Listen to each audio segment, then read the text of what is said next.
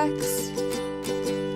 Bravely we prove in our striving, trudging together each day. Where there's a will, there's a way. The views and opinions expressed on Trudging Together are solely those of the host, co-host, and our guests. They do not necessarily reflect the views of any organization, fellowship, or other entity, and definitely not your boss, your neighbor, or that one guy in your home group. The content of this program is not intended to replace medical, psychological, or professional advice. If you're looking for that, please seek guidance from qualified professionals who spent way too many years in school. What you'll hear here is based on lived experience, recovery journeys, and the occasional bad coffee-fueled joke. Trudging Together is not affiliated with any 12-step fellowship. We are simply people sharing our stories and walking this path together, one day at a time. Thank you for joining us, and remember, recovery is serious business, but that doesn't mean we can't laugh along the way. Hello, Freaky Friday. Hope you're having a good day. How's that? Going all right. Going all right. Not bad for a Friday. Sometimes I sing along. Oh, to the song? Yeah, it's a good song, huh? While all of that is going on, I'm actually over here singing. I usually turn my music off about 5 seconds before this starts. Today I was listening to Muse Madness. But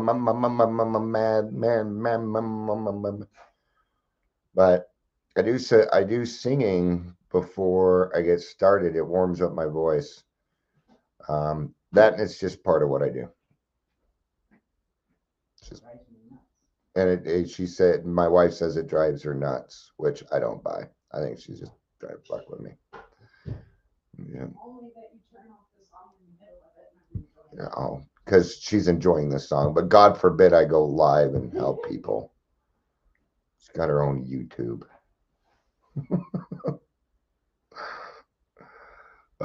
Michelle says hello. Just got fun with a sponsee. Yeah, I had a sponsee today too. That's why I was a little late. So, if you're friends with me on Facebook, you might have seen an article I just reposted. Fox 31 put out a thing about the name of the company is called Caring for Denver. And, what they do is they do alternatives to jail, community-centered solutions, and they work with youth. They hand out money, things like that, right? In fact, right here, they're bragging that they raised $47,000. They work with Kind Therapy, Meet Our Team. I'm going to go look at your team. But they got caught. Somebody went and did an audit on them. All right. Somebody got caught, or they got caught spending grant money on going out to dinners, things like that. Now, that doesn't sound like a huge deal. All right. Except these were very expensive places.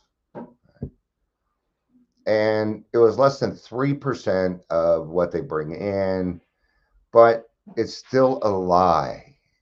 And a lie is a lie is a lie. You're still lying. Okay. Well, less than 3%. Not only that, but then they went on to say that they help a lot of people with addiction, and that peer-to-peer is the best, and they are correct. Okay. Now, do you see the contradiction? If they're spending grant money on alcohol, but that money is supposed to go towards people with alcoholism, then where's this peer support?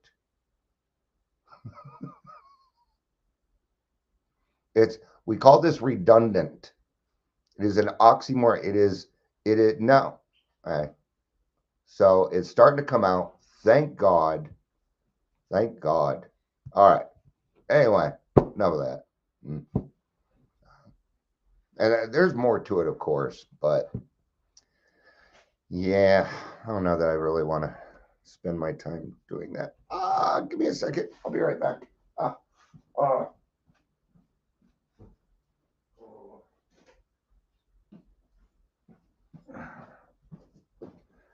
Sorry, my palm had started itching, and yeah. Ah. For those of you who don't know, I've got a wrap around my hand right now because of a finger surgery, and yeah, so I'm using the end of a spoon. See how or the end of a fork, the handle of the fork. See how it curves a little bit? It's perfect. I'm going to use it again. I get this off on Monday, so starting to do better. It was hurting like hell when I got up this morning, but that's about right. So, all right. And I don't know that. Did I get up this morning? I did. Okay. Oh, all right. Let's get on to Dion's Daily Funnies. Let's lighten the mood a little bit. Are you ready? You ready for Dion's Daily Funnies? Where he tells a couple dad jokes. We laugh a little bit. Sometimes we go, those aren't funny. But let's get started. People in Athens rarely get up before sunrise. Dawn is tough on Greece. Why did the alternate universe Spider-Man do so well on his driving test? He's an excellent parallel parker. Not just parallel Peter Parker, but a parallel Parker. What is a lawyer's favorite drink? A subpoena colada.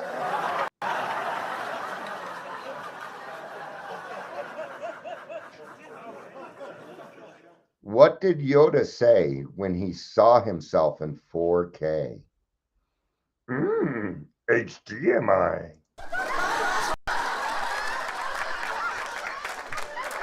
Now we're gonna do one more. I think Amber's gonna like this one. What do you call a wizard who's really bad at football? Fumbledore. Not bad. Not bad. Those were decent today. I had 4 people here. There's now 2. They must have not been that good.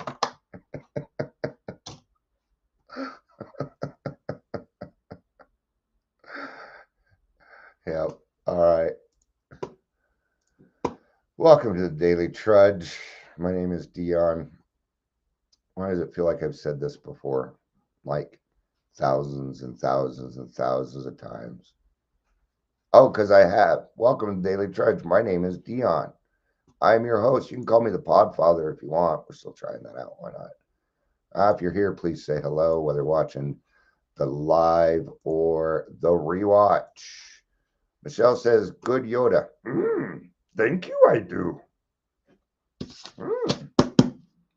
Yep. So you switched to Facebook. You're a shit.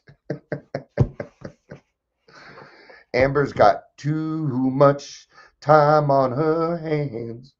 All right. So we're going to be in the language of the heart. I want to switch it up a little bit. All right. We're in the language of the heart today. There's a grapevine reading that was written in December 1957. It is actually the one right before Emotional Sobriety, the Next Frontier. Right. I just want to mix it up a little bit. And when I meet with a sponsee and we get, we're going through the book and they're feeling good and, right. It's kind of cool. Watch other people find their spirituality, their own spirituality. Right. So, all right.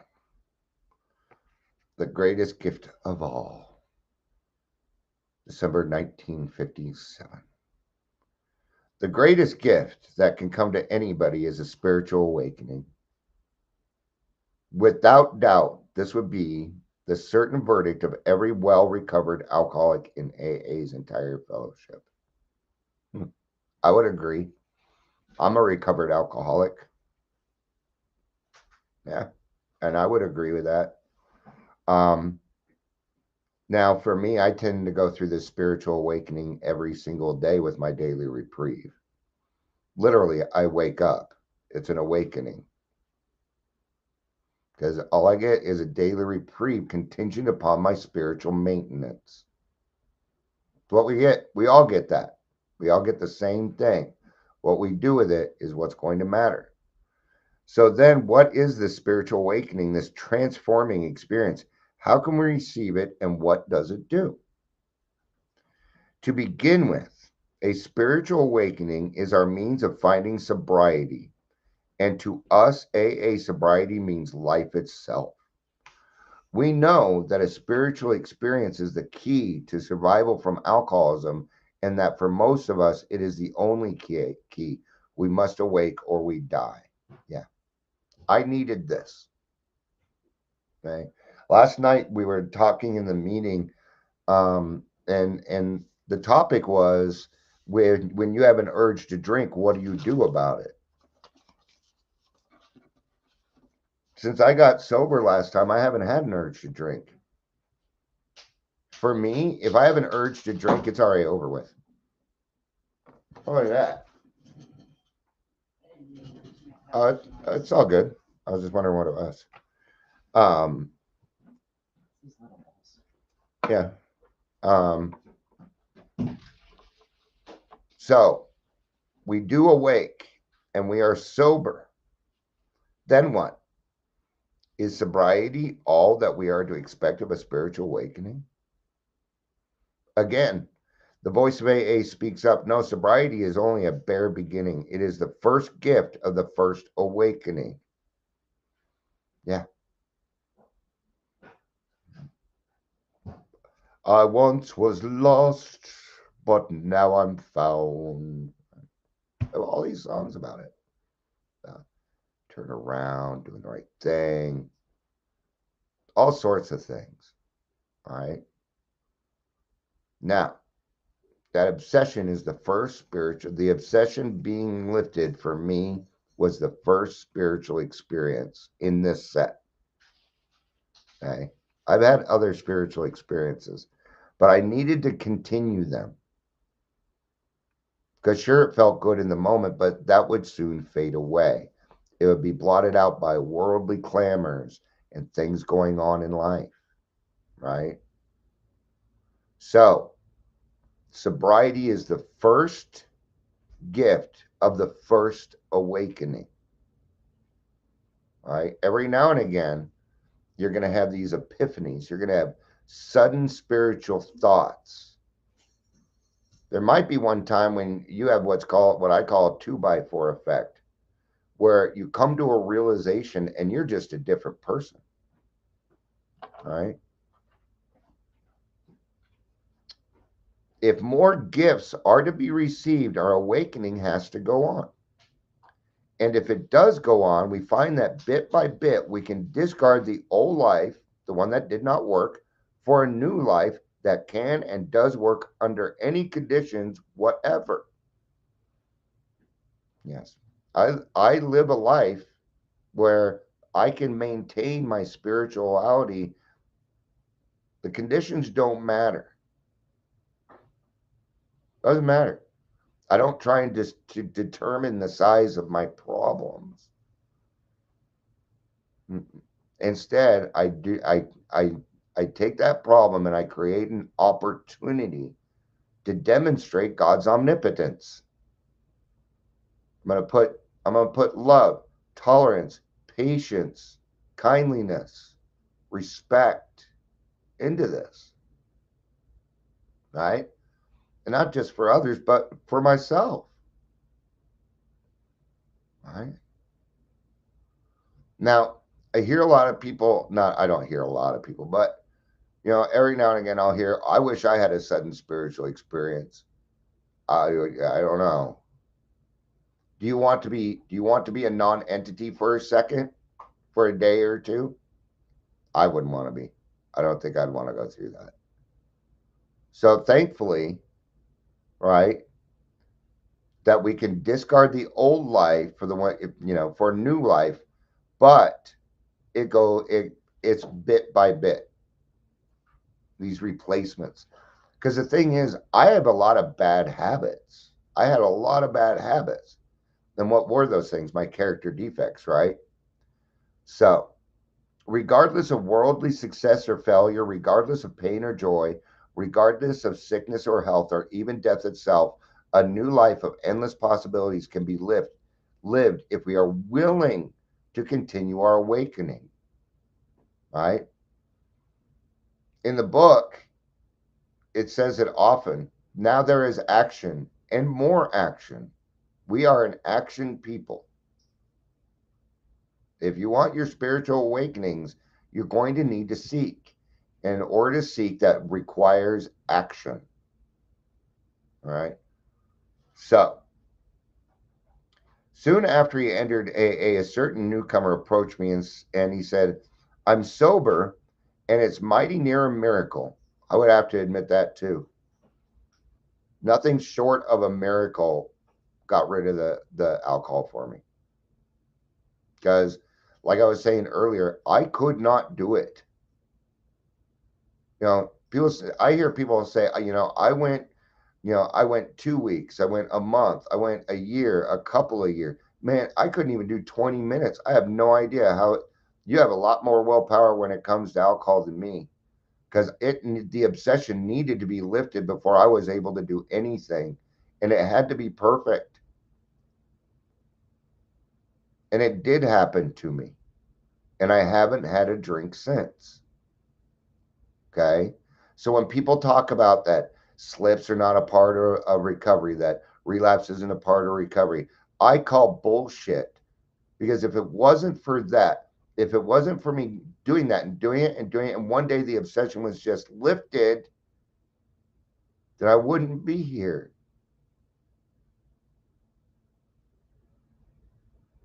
And it was lifted from me 2 days after my last drink,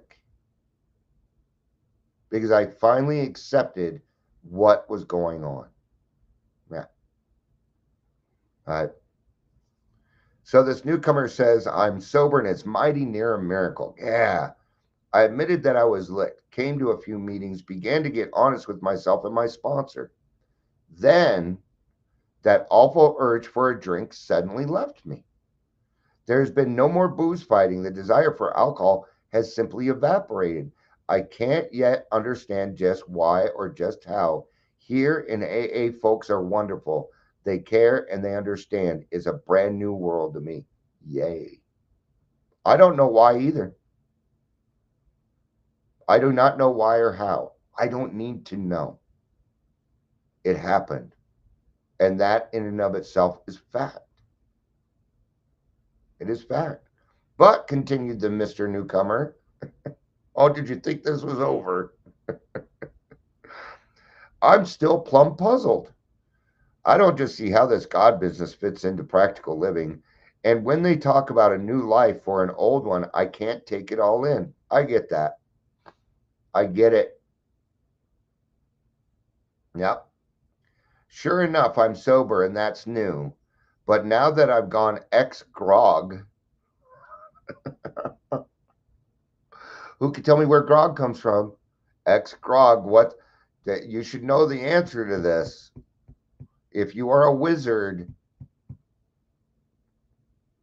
then you know what grog is. All right, I'll just tell you. Okay. Look at the timeline.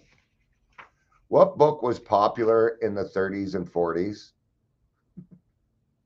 Lord of the Rings. Orcs drink grog. This is a reference right here to Lord of the Rings. There it is. All right. But now that I've gone ex-grog, what's the matter with me trying to live my old life? That was okay until liquor got me.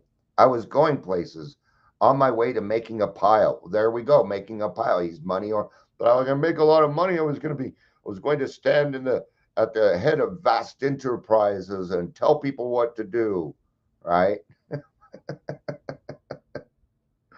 Things weren't too bad at home either until my wife yelled that she'd had enough of me and left. Well,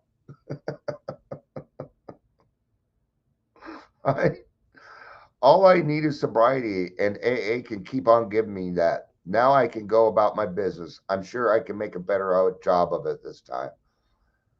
See, that's the part we tend not to understand. We think alcohol is the problem when it was the solution to the problem. It was not the problem in and of itself. Did it create more problems? Absolutely. Excuse me. Wow. Okay. Michelle says, I needed to learn that I didn't need to know because wanting to know drove me crazy. Yeah. I was told that if I'm pummeling God with why, I'm arguing. This is the only time I should why myself. I'm angry. Why? That is the only time why is appropriate for me. Right? Maybe someday we will. I don't even know why I'm an alcoholic, but I've still got to accept it. Right? A lot of people don't understand how electricity works, but you still accept it for what it is because it makes your life convenient. But the moment it's out and you're inconvenient, man, everybody wants to know why. Why is it out? When the question is when. Let's see what this newcomer decided to do. See, here's part of this is the fallacy of alcoholism. That we get sober and suddenly we think that our brain is okay. Love you, baby. Right? We think that our brain is now telling us the right thing. No. How often do I say that an alcoholic, even with the best of intentions, does the wrong thing without accountability? That includes everybody. That includes me too, man. I'm talking about myself also. All right. So let's find out what happens to Mr. Newcomer here. 4 years later, I ran across the same newcomer. Well, Joe said I, have you made your pile yet? And did your wife come back? I already know the answer to both of these, and the answer is no. With half a smile, Joe looked at me steadily and replied, no, Bill. Nothing of that kind happened. For a whole year, I had the devil of a time.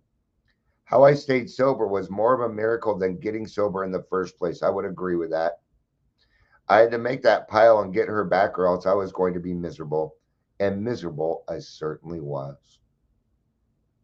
But little by little, I woke up to the possibility that God hadn't put me on earth for the purpose of getting all the money, prestige, and romance that I could lay my hands on. I finally had to face the fact that I would have to settle for less, a lot less. And if I couldn't accept this, I'd probably get drunk again. That cart before the horse. This is the cart before the horse. He's determining what you think might happen. Okay. Now, I think I have like $6.12 in my account. I should have more than that because Adams County is supposed to pay me. Okay. But that's probably how much is in there. But yet I live in abundance. Not piles of cash. I've got plenty of material things. I don't need anything more material. Well, except more cool t-shirts. You never have enough t-shirts, right? You guys figured out I kind of like t-shirts. That what I'm wearing that they represents how I feel. Have you figured that part out yet? I'm feeling a little bit more lighthearted today, so I'm wearing Jimi Hendrix, right? So, right, that we would have to accept to settle for less. That is so unthinking. I live in abundance. And that's just a statement. It's just fact. I've got great friends in my life. Got a fantastic relationship with my wife. My kids love me. My grandkids absolutely adore me, except for the two oldest, but they're at the age now where grandparents aren't cool.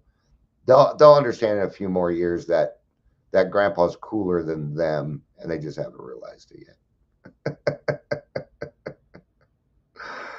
So I quit giving lip service to AA Serene prayer, and I really began to use it over and over again. I kept saying, God grant me the strength to accept things I cannot change, courage change things I can, and the wisdom knows the difference. That's where we all start, isn't it? Yeah. As I slowly learned acceptance, my pain subsided. I began to wake up and look around. I began to see that my modest job was a means of living and of serving society.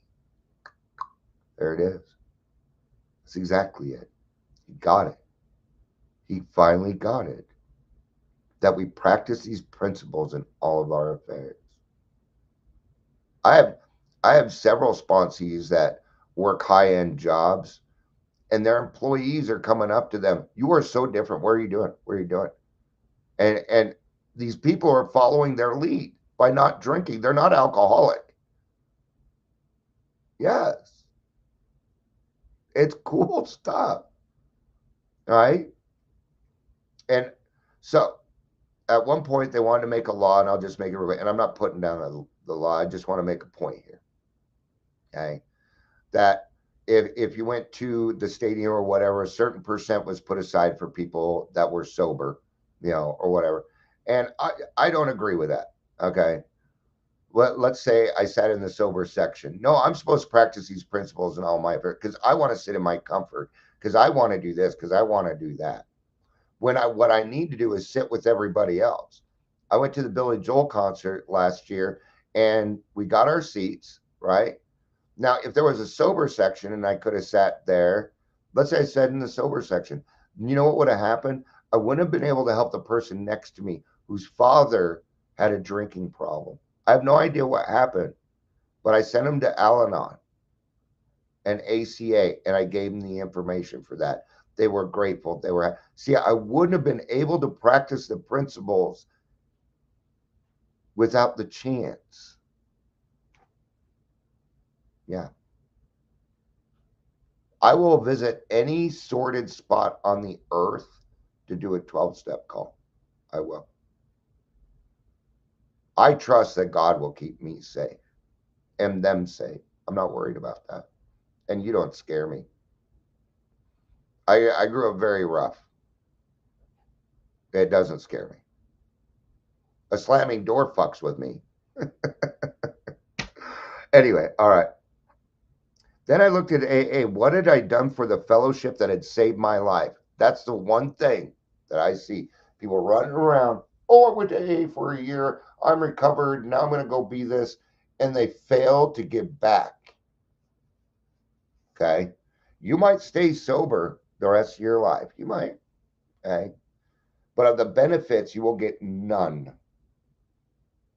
There is a price to be paid. There's a price to be paid. Somebody freely gave their time to save your frickin' life, man. Their own time to save your life. And if you don't pass that on, there'll be a consequence to it. Now, what's the payment? Pay it forward. Right? It's often I hear people working in the industry that go to AA that do not sponsor because they are so busy with their clients. They are failing their own sobriety. Without AA, you don't have clients. Without them, we don't have AA. See how it works? We got to have both. So if you're going to work in the field, I highly recommend and suggest that you are always sponsoring at least one person. At least. Well, I just don't have the time. Bullshit. Priorities. I'll have time means lack of priorities. It's 2:22, by the way. All right. I learned it saved my life. Mighty little I had to confess, so I began going to meetings with a very different attitude. I quit my envy of financially well-heeled AAs and listened closely to what they said. I learned that their money was no longer a symbol of prestige. It was a trust for the best use to which it could be put. They also showed me that the temptations of riches could sometimes be worse than the pains of poverty. I also found that there is no such thing as an unfortunate AA. That is, if he were a real member. If sick, he was, by fine example and inspiration to those both sick and well. If poor in pocket, he could often be rich in spirit, an eager worker, and a servant of our society. Well, that's why I don't take money for a lot of stuff that I do. You want the money, or do you want the spiritual awakening? Do you want the spiritual experience, or do you want $5? I'll take the spiritual experience because that's worth more. It's worth a lot more. I now see that awakening growing is something that never needs stop, and growing pains are never to be feared, provided I am willing to learn the truth about myself from them. The other day, an old time AA gave me an example which I will never forget. Jack is a real old timer. In fact, he started AA in my town. I used to envy him because he was a millionaire. They told me he was in our local hospital, deathly sick and about to die. In a way, I hated to go there. It would be so sad. When I walked into the room, it was filled with AAs, all in a happy mood. They were happy because Jack was happy. He was telling funny drinking stories, now and then wiping away the blood that ran down his chin from a cancerous mouth. He sat upright, his legs bare feet hanging from the edge of the bed. A nurse came in, remonstrating, begging him to let down. Waving her away, he said, "If I lie down flat on this bed, I might die now. And that would be too bad because I want to go to our AA state convention next week." Get ready. It's probably going to be sad. This next part is probably going to be sad. We saw that this was no bravado. He really meant it. A little later, Jack again spoke of death. He said that he had a wonderful life. Whiskey had brought him great pain, but as a result, AA had given him great joy. With his awakening in AA had come to utter conviction. Indeed, the sure knowledge that in my Father's house there are so many mansions. Everybody could see that to Jack, death was but a fresh awakening. He never did get to the AA convention. But Jack knew, and we all know, that this didn't really matter, for Jack was in full possession of the greatest gift of all. So see, you got a much better gift, right? And your spiritual awakenings aren't just going to be one, right? You can call them a spiritual experience. You can call them, God consciousness, whatever you want. It's just words. But the point is if you go by the big book and you decide that every day is a new day, that you get to use the principles, is another great day. So make the best of it. Do what you can to the best of your ability today. You don't need to worry about tomorrow. It is so very important that we live in the now. Because without the now, an alcoholic has nothing. That's actually true for everybody. All right. Well, just to make sure, I'm going to wave to Amber because she's probably driving by at some point. I want to make sure. It's Friday, and she always drives by. It's not at this time, though. It's usually a little later. But she home dick today. It's all sick. No. I get my grandkids this weekend, so I'll probably be sick next week. So. Little fuckers. All right. Thank you, everybody, for being here. I appreciate it. I love you. You know I do. Peace out. And keep on trudging.